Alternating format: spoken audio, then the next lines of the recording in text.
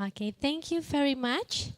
So, do you want me to take it back for Bu Nadia? Oh, okay, so now before we started, Prof. Daniel Zizo, let me introduce. This is a speaker introduction. So this is a very absolute honor from the University of Pajajaran, Universitas Pajajaran, to welcome our distinguished speaker today, Professor Daniel John Zizo, is the academic dean and head of the School of Economics at the University of Queensland, Australia.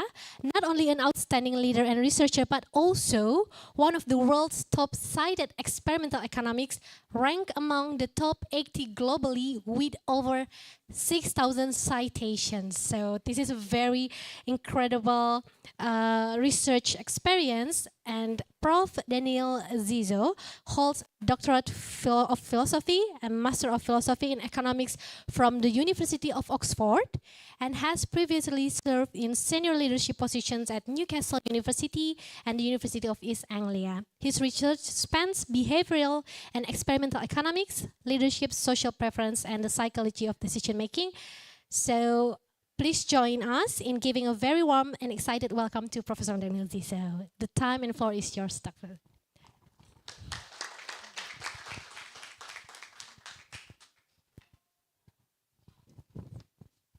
Selamat siang. Selamat siang. Apa kabar? That's almost the whole.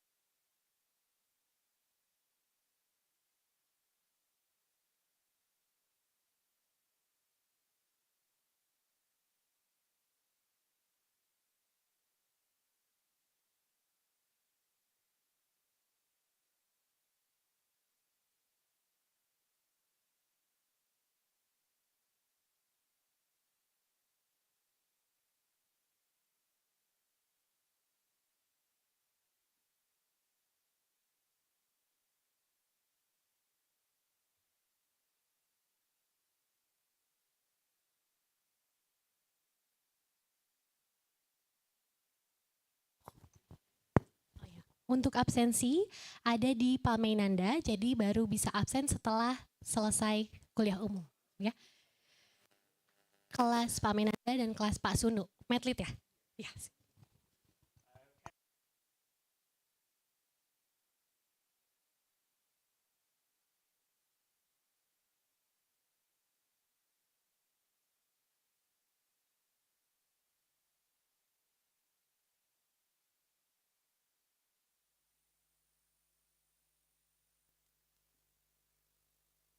The few words that I'm going to say, these are precisely the problems that start when you have microphones.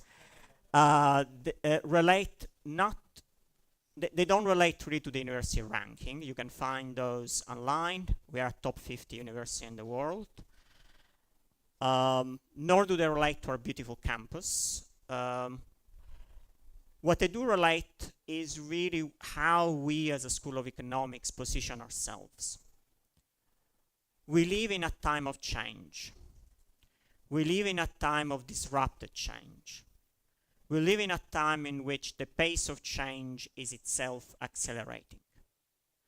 Whether that is technological disruption, economic disruption, think of the tariffs lately, social disruption, environmental disruption, political disruption, and hey, we even had a pandemic quite recently, so health disruption as well. The pace of change is in itself changing.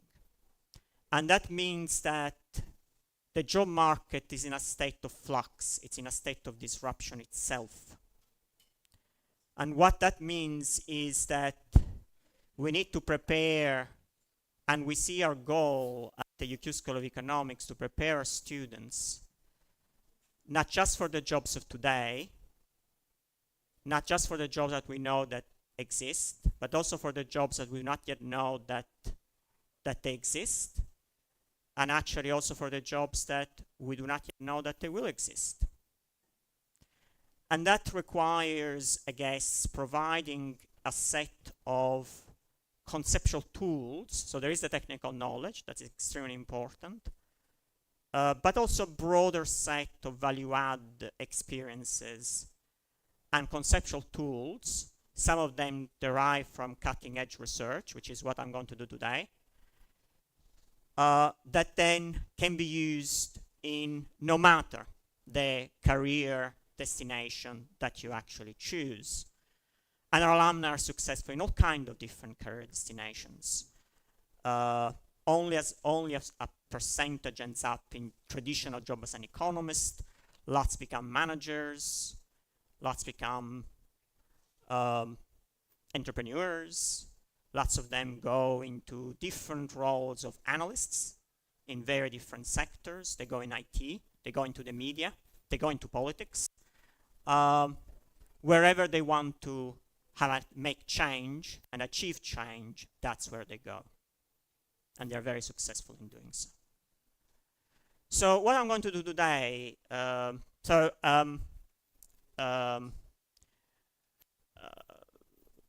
if you want to details more about the program, of course, there is a team then that can help with that. So you will be able to send inquiries to us to ask any question that you have.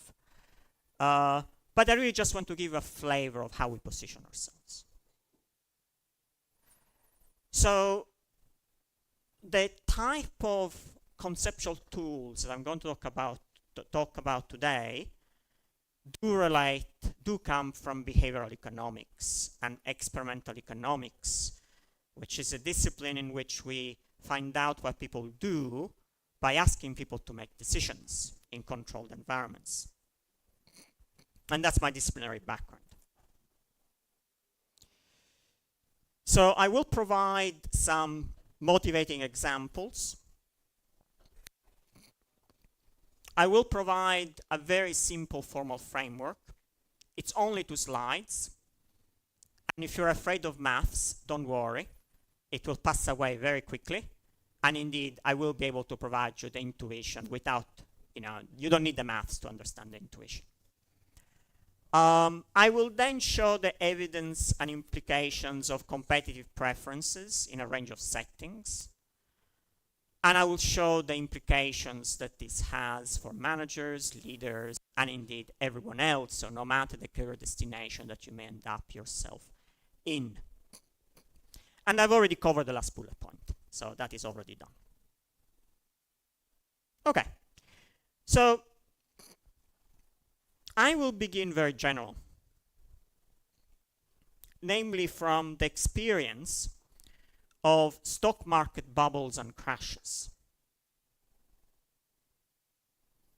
And there are all kinds of reasons why this may happen.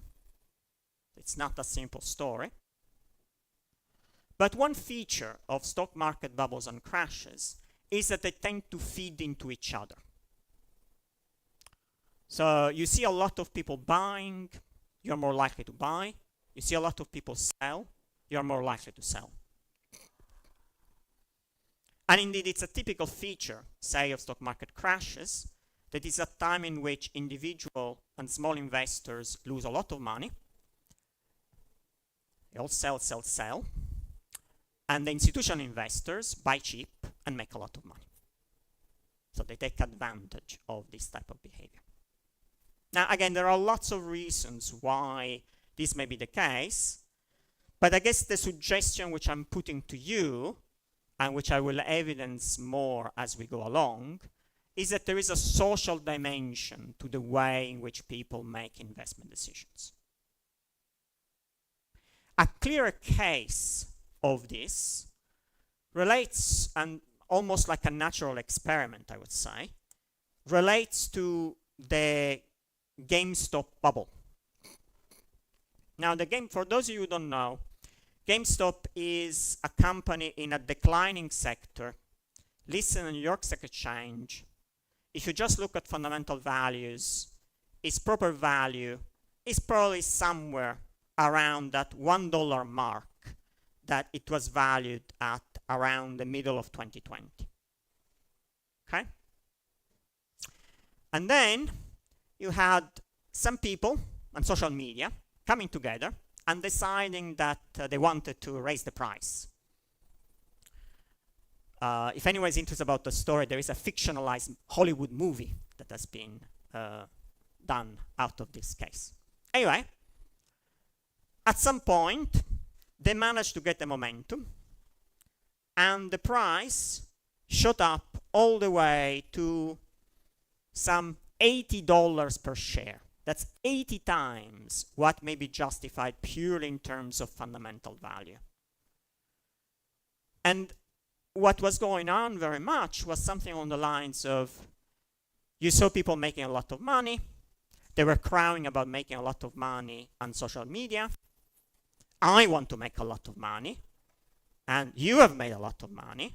Well, but I actually want to be, I want to make at least as much money as you actually want to make more. So I also buy, right? And by doing that, I feed the bubble, right? Now, of course, this bubble is kind of unsustainable and ended up crashing and having the reverse feedback loop. But it very much showed the social mechanisms at work in financial decisions. And even today, well, at least as of end of April, I haven't checked most recently, but I think it's around this value, it's still priced at around $20 per share. As of April 2023, it was priced around $20 per share, about 20 times the fundamental value at least. So here there's some evidence that something like investment decisions actually depend on what other people are doing. I'm going to make now an example from the pandemic. So there are two situations, and I ask you to think yourself in one of these situations, okay? There is the left scenario, and there is the right scenario.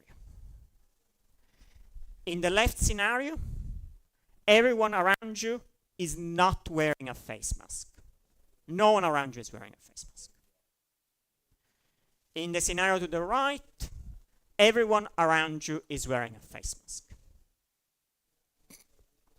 I'm going to ask you a simple question, which is, in which scenario are you going to be more likely to wear a face mask? Are you more likely to wear a face mask in the right scenario, when you see everyone else wearing a face mask, or in the left scenario, where no one is wearing a face mask? Sorry? The right. Yes. Yes. That is indeed the intuition. And I agree that this is what is likely to happen. However, it's also the opposite prediction of what traditional economics would predict. Why? I'm going to explain you why.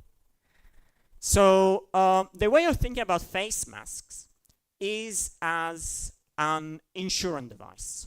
You wear a face mask that reduces your personal likelihood of contracting the virus, and by the way, also provides a benefit to others. Other people are also less likely to contract the virus. This means that if you are in the left scenario, you see that no one is wearing a face mask. That means that the risk of contracting COVID is actually quite higher. Therefore, you should be more likely to insure yourself by wearing a face mask. Conversely, if anyone around you is wearing a face mask, then the actual chance of contracting COVID is lower. Therefore, you should be less likely to wear a face mask. Now, is that an intuitive? Yes, it is an intuitive. And so you're totally right in your intuition. But the reason it is intuitive is because what you're actually doing there, and what I actually also do here, is to make my insurance decision a function of the insurance decision of others. The more the other people insure themselves, the more I'm likely to insure myself. The more other people don't insure themselves, the more you are not likely to insure yourself. Is it clear? Yeah? Okay?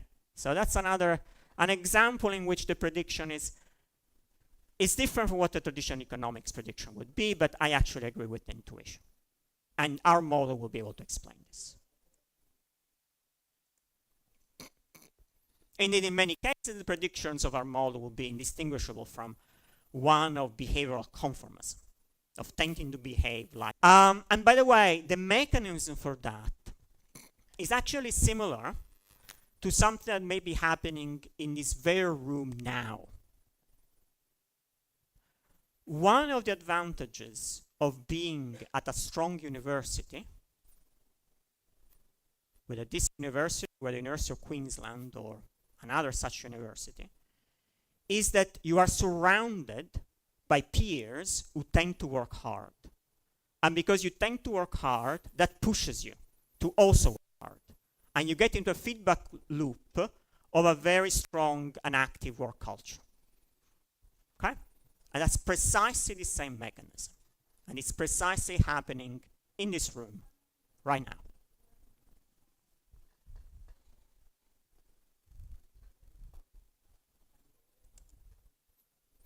So let me start from a basic, have this very basic economic model. It will be super, super basic, a toy model really, just to make my point. So can I just ask, how many of you are familiar with the notion of utility function? Yeah? Maybe from finance students. Okay, a few. Okay, that's fine. So look, the general assumption in economics is that people tend to maximize an objective function, okay? And we call this objective function the utility function, okay?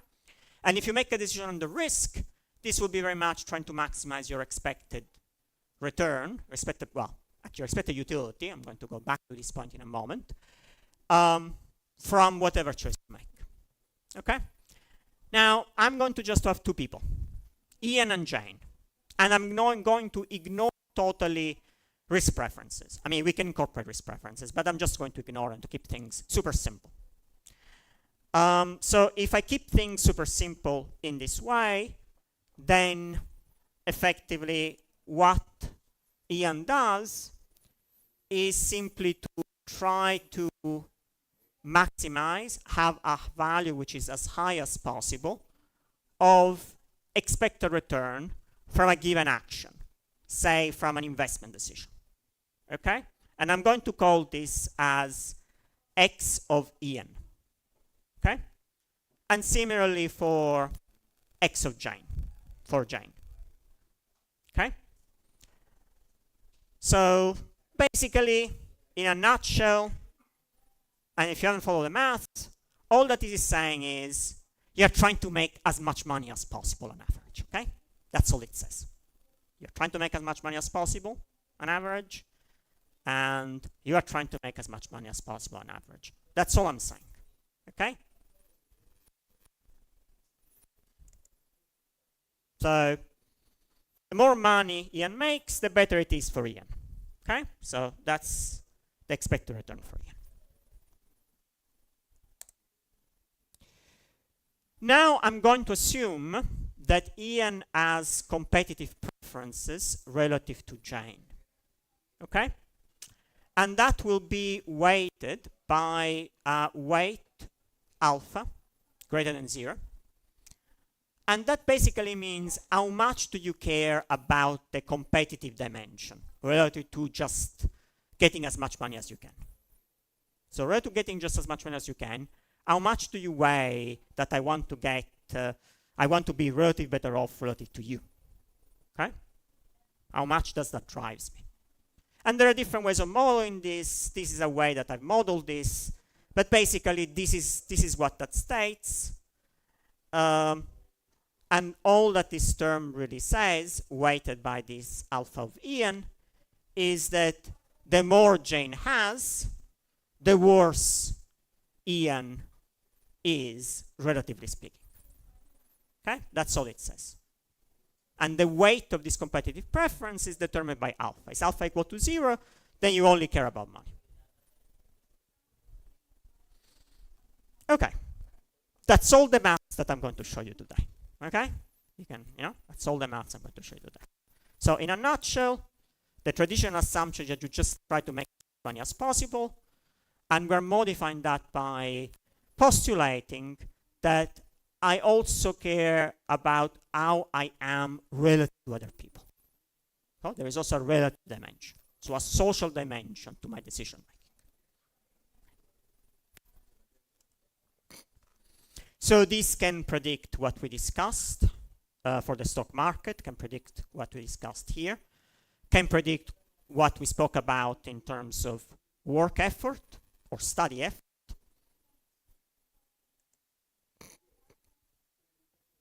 And indeed, there are other predictions that this has, and this is a test that I did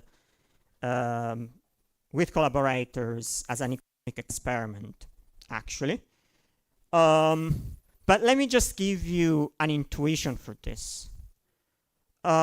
Assume that you are in a country or a part of a country in which everyone's ideal, well, your parents' ideals, is to get a job for life. Maybe it's public sector. That's the safest job. You just want to play safe. And if you want to try something different, like doing your own business, they're going to look at you like you're crazy. Okay? Assume you're in that culture. So that's a culture of comparatively low risk taking. Okay? Now, if I see other people engage in low risk taking, that also makes me less likely to take risk myself. You're actually going to more likely to fulfill that expectation and modify your risk taking accordingly, which is going to lead to lower entrepreneurship and innovation from a very practical viewpoint.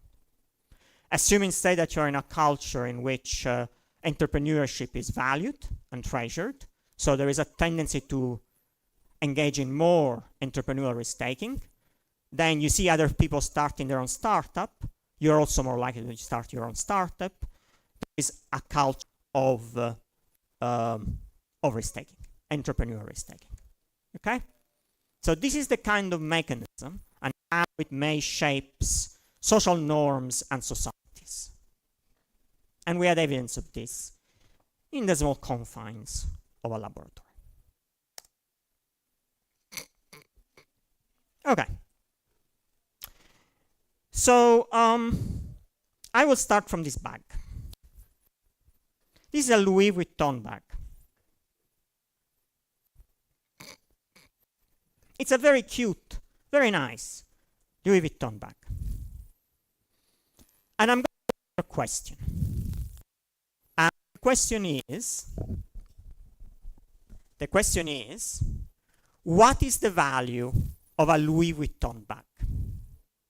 Why spend, say, $2,000 US for that bag, or more money? What is the value of a Louis Vuitton bag? Sorry? Exclusivity. Yeah. Why does exclusivity matter?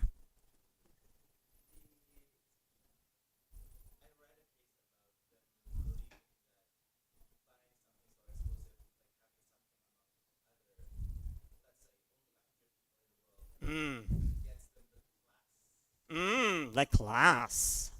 Yeah. Look at me. I have a Louis Vuitton bag. I have a Louis Vuitton bag. Look how important I am. Look how important I am. You see I have a Louis Vuitton bag. You see I have a Prada bag. It's a sign of status. What are you buying? You're buying a signal of how you are relatively better than other people. So it talks to those competitive preferences. Okay? You want to be exclusive. Now, there are other examples like this. I'll mention two examples to you. Example number one. So this was an article of the 1990s where the authors, Bagwell and Bernheim, report the pricing strategy used for Bentley and Rolls-Royce. Now, at the time, Bentley and Rolls-Royce were owned by the same manufacturer. So the same company produced both cars under the Bentley brand, which is a luxury brand, not quite Rolls-Royce, as well as Rolls-Royce. As it happens, the most expensive Bentley car was identical, absolutely identical, manufactured by the same company, with the same materials, the same everything. It was the same car as the cheapest silver spur Rolls-Royce. It was identical, except for two differences. Guess what those differences were? Someone wasn't asked before I. So, what were these two differences?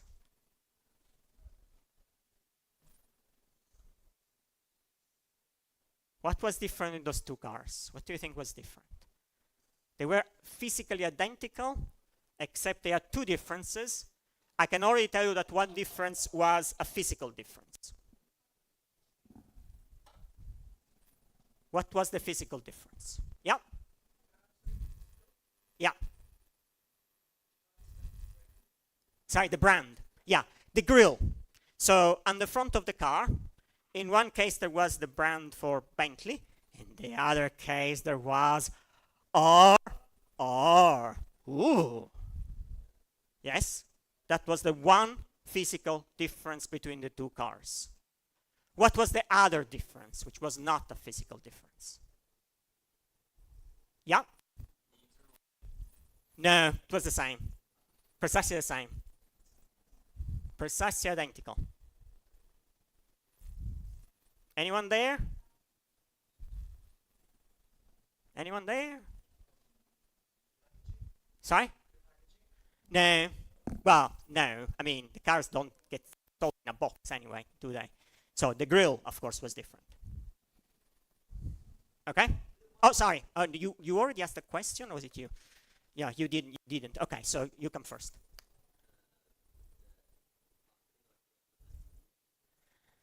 Not really. When you have cars of that level, they don't do advertising. A bit of a brand above that. Oh, sorry. Price. Yes. What was the difference? So it was an identical car, except for the grille, and a price higher by over 25,000 US dollars. Okay? So that you can interpret that as the pure price of status. The pure price of being able to say, oh, I own a Rolls-Royce, look how important I am, relative to another luxury car. So this is not relative to just any random car. No, it's relative to another luxury car. Okay, so that's example number 2. I'm going to make a third example. And this third example is a personal example, actually, that I had. So last year I was doing a little work trip, a bit like this one, little work trip in India. And I was visiting my brother who currently lives in Bangalore. And we were just having some food and chilling out in quite a nice neighborhood of Bangalore. And I noticed that there were groups of teens that are waiting at the corners of a traffic light. And they were just waiting there with their phones like that. Some of them were on bikes or on motorbikes. And I just asked, what are they doing there? And my brother explained that little street has a tradition. And the tradition is the following. If you have got a nice sports car, another luxury car, you go to the start of the road and you start parading. You start parading, and then you will get the fans coming after you, bikes, in motorbikes, taking pictures of your car, right? So they engage in luxury car spotting, and you get the feel of, my sports car, look how cool it is. Okay? So it's another example of precisely the same mechanism. Now, from a policy viewpoint, I guess question can start being asked whether this is a good thing, right? Indeed, it's easier to see in relevant models that this can lead to wasteful, socially wasteful consumption. So actually, it leads to worse outcomes socially. But there is worse. Once upon a time, many years ago, I developed a paradigm of experiments that were called money burning experiments. This was run at the University of Oxford with an international student pool, and they were also run at the University of Warwick, which is another strong British university. And basically, we created a distribution of income that people in the room had, and people could see this distribution of income. And then people could destroy, I call it burn, but burn is very much metaphorical. It's actually a crime to destroy money in many countries. But they could burn, in quotes, reduce the earnings of others at a cost to their own earnings. So why on earth would you do it? I mean, you're not getting more money. If anything, you're getting less money. But by doing this, what you're doing, what you're achieving is cutting the others down, perhaps to your level. Okay? So you are effectively, aggressively, it's like there is a rat race.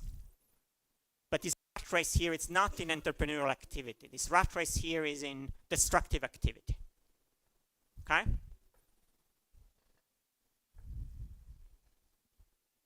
Now you may ask, oh, no one did this. Surely no one did this. Well, but actually, lots of people did.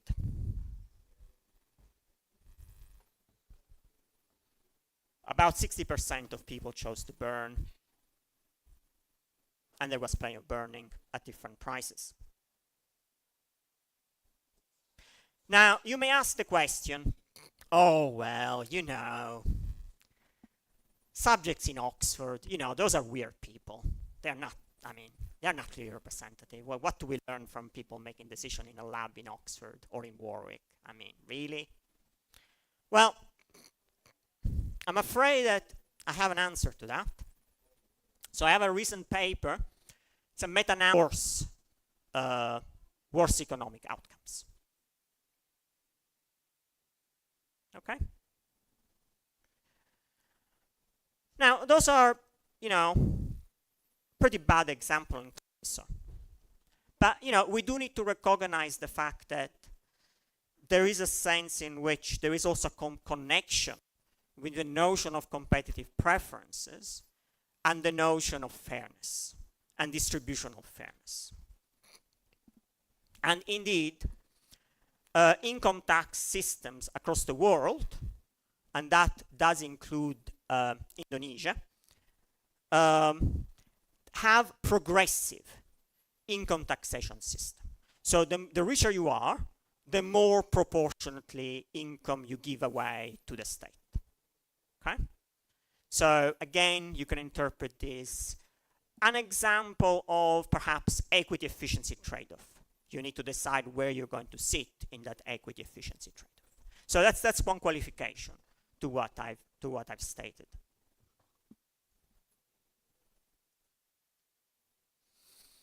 It's not the only example in which there is a connection to fairness. I'll mention one other example, and that is within firm behavior.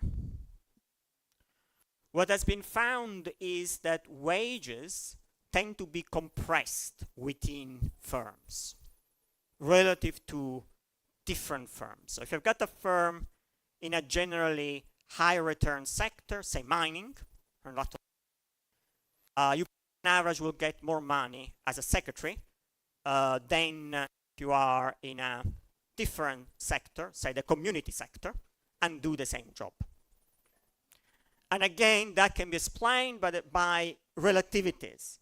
You look yourself how you look relative to everyone else, and if it is too big, the wage spread, you'll be unhappy.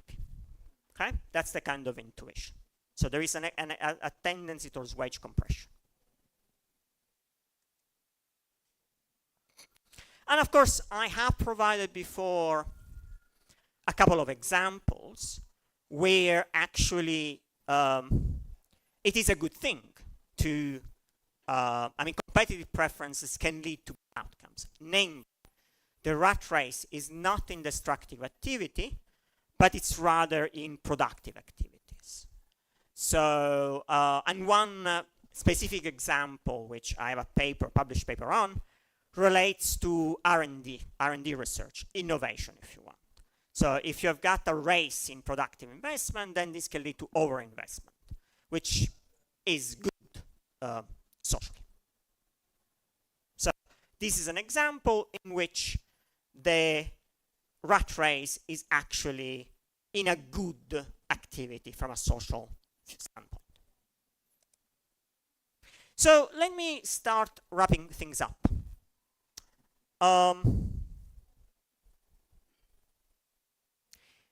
You're thinking about competitive preferences, it's like a tiger. And in a way, you have to learn how to ride the tiger. Competitive preferences can be bad. I have made examples to that effect.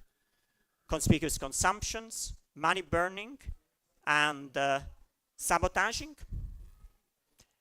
They can be good. They can stimulate work effort. They can stimulate innovation. The difference, of course, is what is the rat race on? How are the preferences expressed? Are they expressed in a productive activity or in a destructive activity? That is the difference. The preferences are the same, but the expression of the preference is different in different institutional settings. And they can be both or neither, in the sense that it depends on the context and the setting, right? So I made an example with risk-taking and insurance, right? What direction you would want socially will depend on the context. And of course, I've also mentioned the example of fairness and the reality of equity efficiency trade-offs, and the need of balancing the two. There is actually also another element that I want to refer to. I think there is the time, so I will do so now, which is the following. And I guess I will ask you a question, and I actually don't know precisely what's the situation here at UNPAD, so I don't know whether this applies to you or not. So do you have a rival university which you play in sports, and there is a sport rivalry between yourself and another university? Yes? Sport, yeah. Yeah?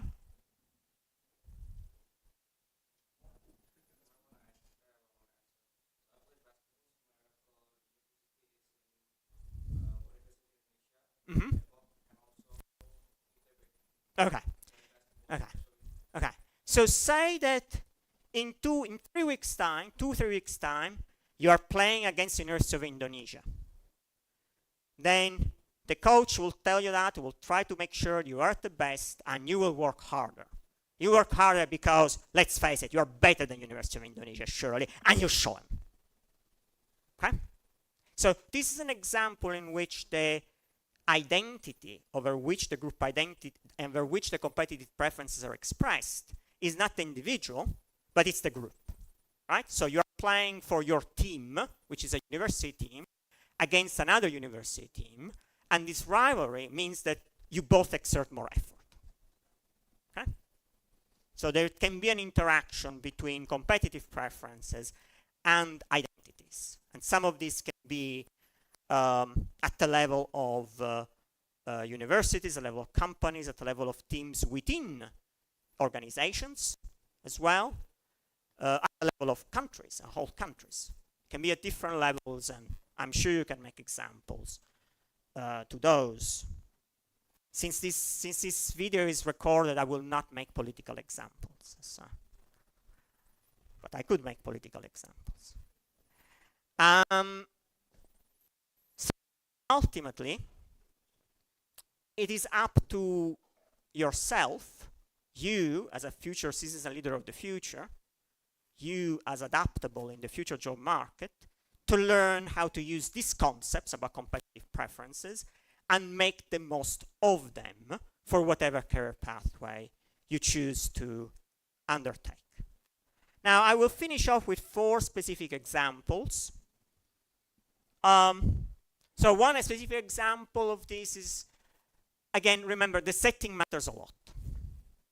So I guess if you're a manager, you want to frame and channel the competitive preferences in productive ways, okay? But at the same time, be aware of the side effects. So there was an example of a company who decided that different the performance of different teams would be put on a board in a common area. Of course, this was in order to increase competitiveness between the teams, and therefore the idea was that it would increase productivity. Well, actually the reverse happened. Why? Because actually the teams needed to talk to each other and to work with each other, and what this led was effectively breakdown between the teams, which ended up in wars for the company as a whole. So be aware of the side effects of anything you do. Example 2, in a sense, we've already discussed, is the importance of perceived fairness in the workplace, okay? There are different aspects to this, but I think this will suffice, unless people have questions later. Example 3. So I was once talking to a senior investment manager in the city of London. And he was telling me that they hire lots of people, but also they tend to let off most of those people within a year. And the reason they tend to lay off most of the people within a year is because of behavioral biases that people exhibit. Okay? So for example, one bias is he wasn't worried about people losing money, because if you're in a job, you will lose money, goes without saying. But how people reacted to losing money. That's what he was worried about. And one possible bias here is being sensitive to how traders in a team may be sensitive to other traders do. Okay? So, you know, again, you have to be careful and aware of what those biases are, either in the team or for yourself. The fourth example relates to the World Development Paper that I was talking about earlier. And it's about agricultural innovation. Say that you're running for the government, you're running a scheme to introduce some new form of agricultural innovations in West Java, rural parts of West Java. Okay? Now, your budget is limited. You cannot test it with everything. You just need to do a pilot. You need to show that the pilot is successful. Now, what we have shown is that it's a bad idea to have a household here, a household there, a household there, a household there. Just to have someone from there, someone from here, someone from there, and someone on there, that's not going to work, because people will feel potentially being cut down from the envious neighbors. But what instead you could do, given the incentives, is to instead do the pilot with a single village. And then just do it with everyone in that one village. Because then you're offering everyone in that reference group the opportunity, and actually the mechanism may work along the lines of everyone then feeling, oh, I have to do it because the neighbor is also doing it. If I don't do it, then I fall behind. Okay? So this is an example, very practical example of how the type of concept which I've given you can actually be used for good. And more generally,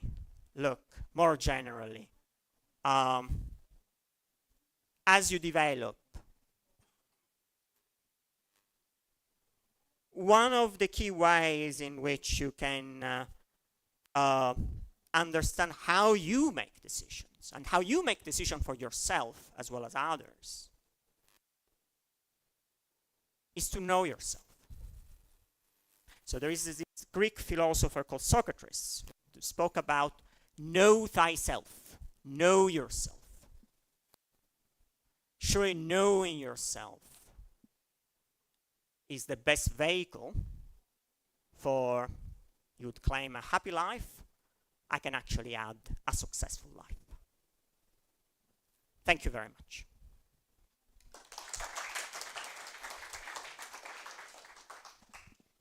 So very happy to answer any question or any point for discussion.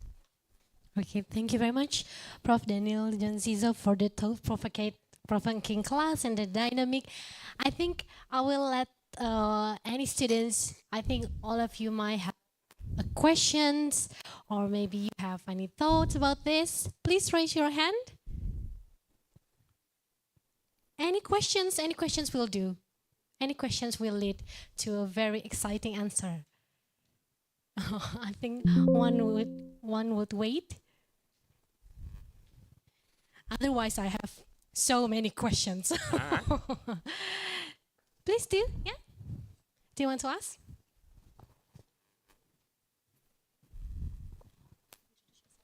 My name is Peter Flaviosa. Nice to meet you. Yeah, nice to meeting you too, honestly. So I was thinking about, like, there's this term called loss aversion. It's when you, okay, so for example, you give someone a chance to flip a coin. So on one side, on tails, they lose $10,000, and then you ask the other person how much they want to gain when they get heads. So I think most people would say that they want to get $20 out of the $10 loss from the tails,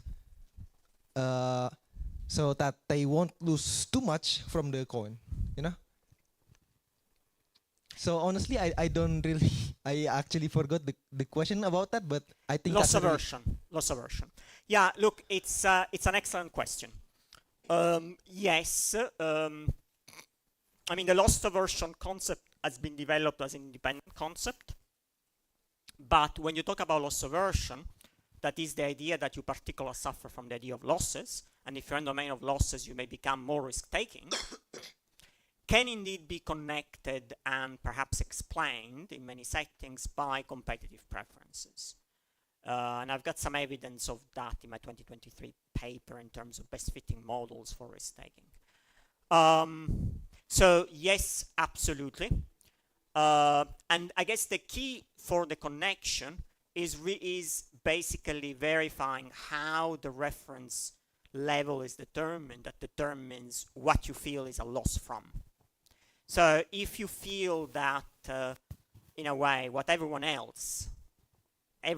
tends to earn, you know, that is success, then if you don't achieve that, you may feel, oh my God, I'm not doing well, I need to do better, right?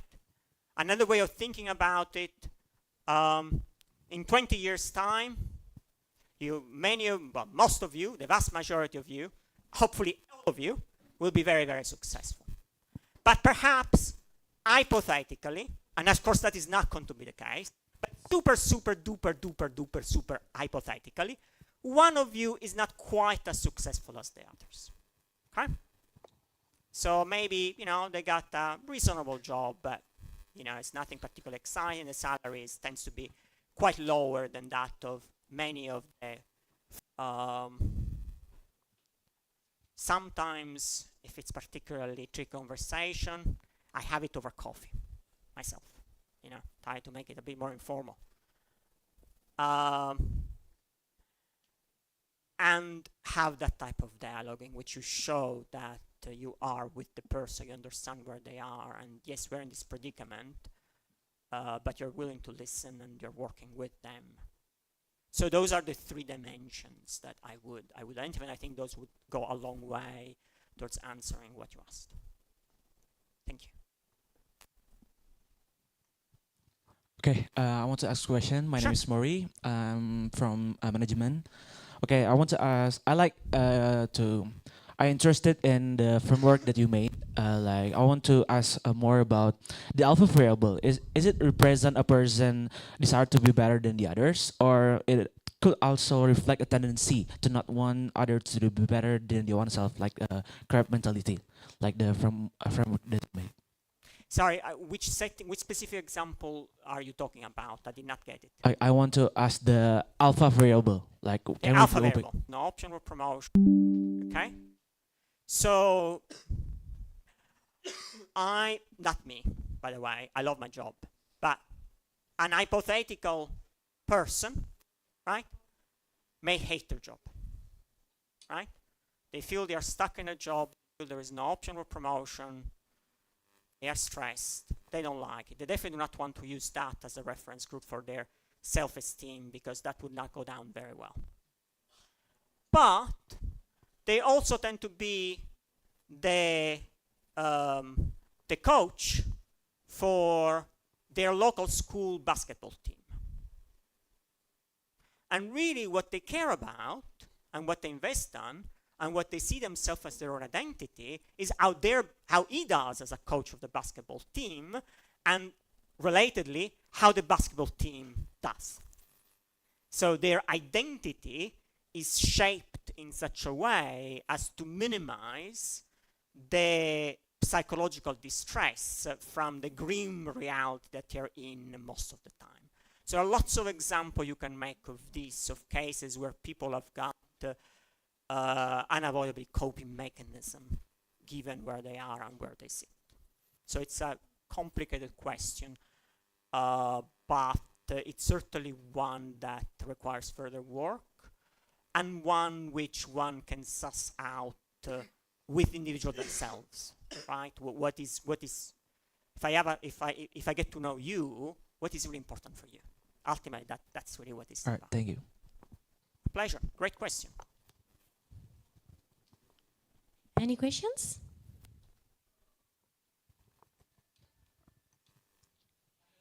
Yeah, sure.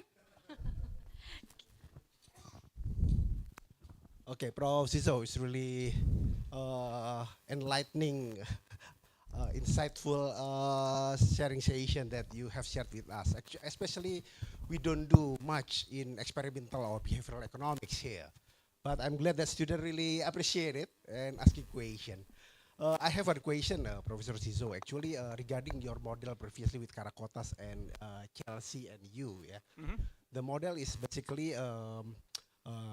measuring the utility regarding the success or the loss of the other person, right? Jane Well, and the Ian. gains or the loss, right? It Yes, doesn't yes. necessarily have to be a loss, can be a Yeah, gain. yeah.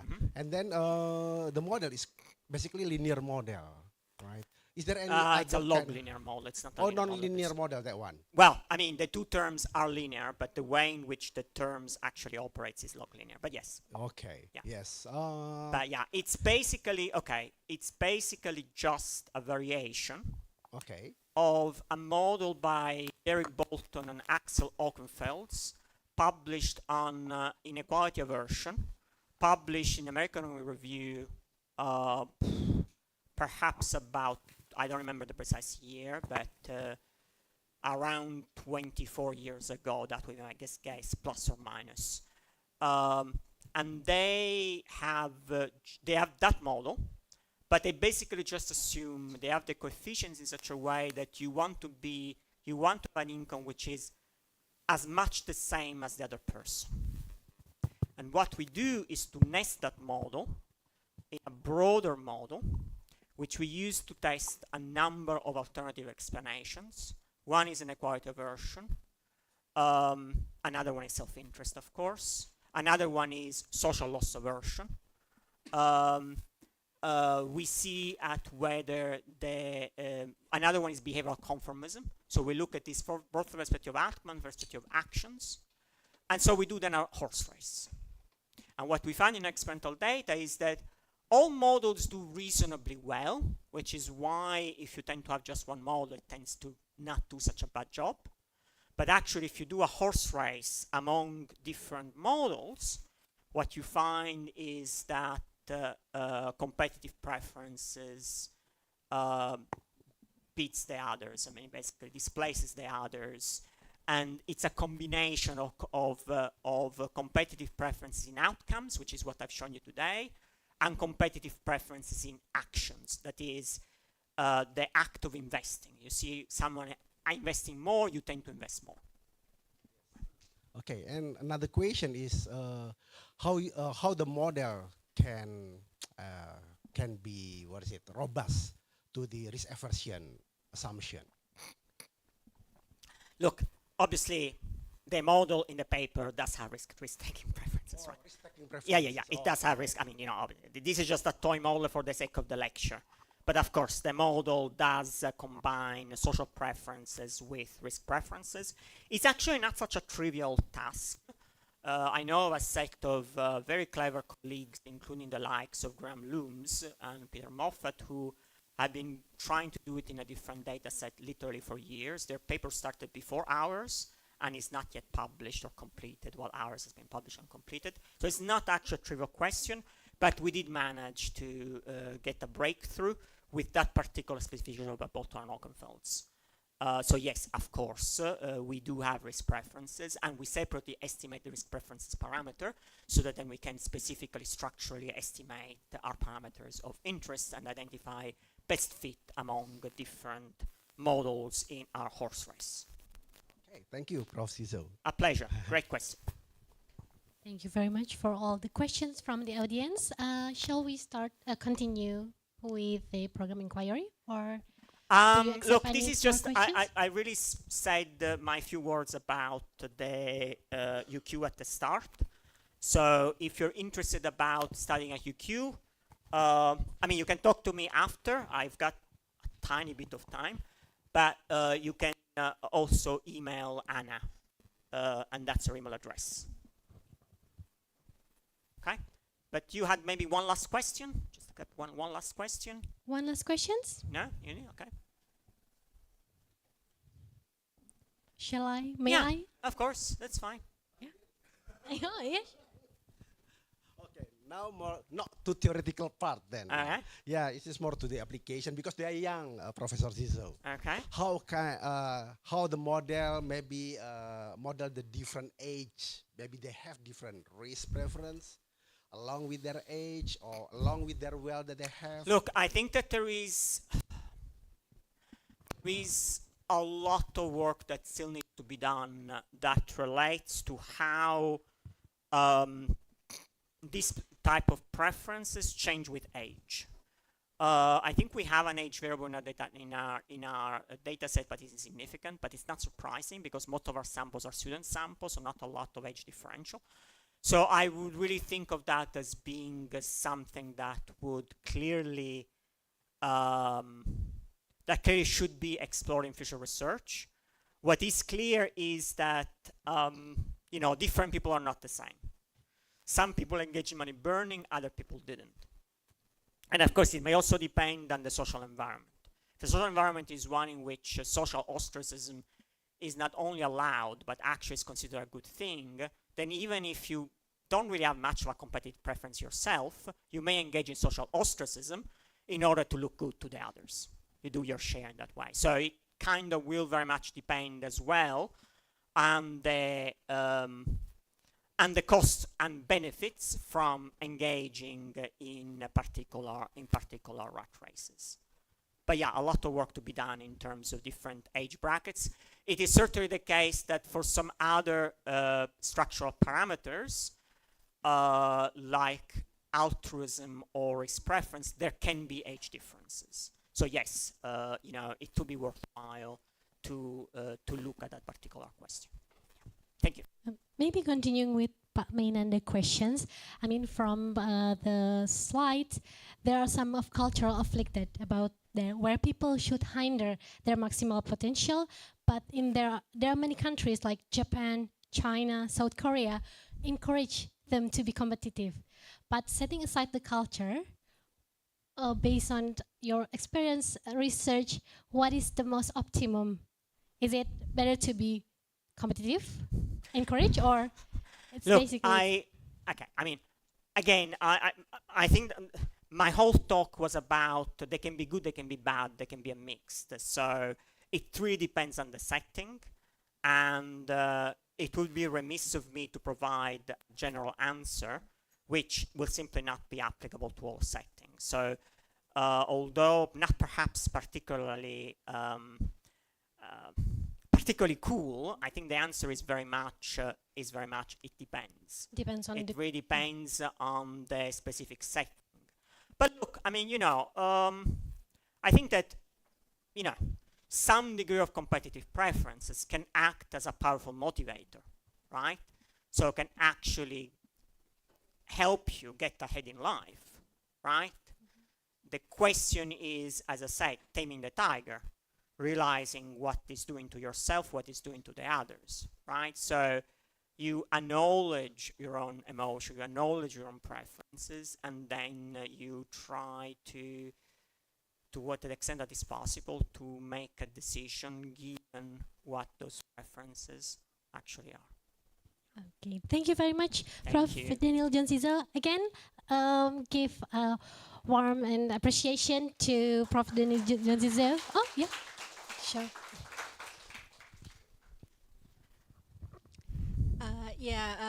Teman-teman semua, kalau nanti ada pertanyaan mengenai how to study at UQ, karena kita sudah punya kolaborasi dengan Unpad, kalian bisa dapat double degree program dengan UQ.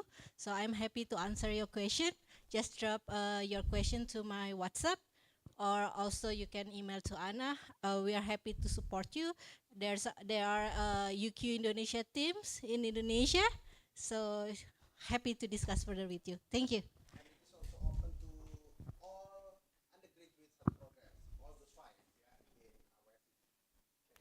Terima kasih.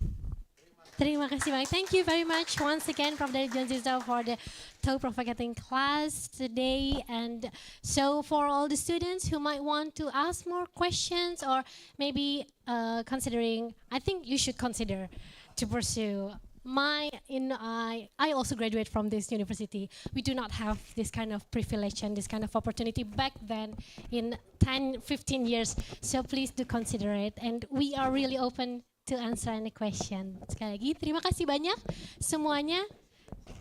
Ya, sudah disebarkan, nanti mungkin akan ada info session juga ya. Bu, nanti akan ada info session juga. Bisa juga tanya untuk ke Sekretaris Kaprodi mungkin ya, Pak Mei ya, kalau untuk yang tertarik misalnya mau bertanya atau apa, atau langsung saja ke Bu Nadia. Boleh ke Sekprodi dulu ya. Sekali lagi, thank you very much. Terima kasih banyak untuk kehadirannya di kelas sore ini.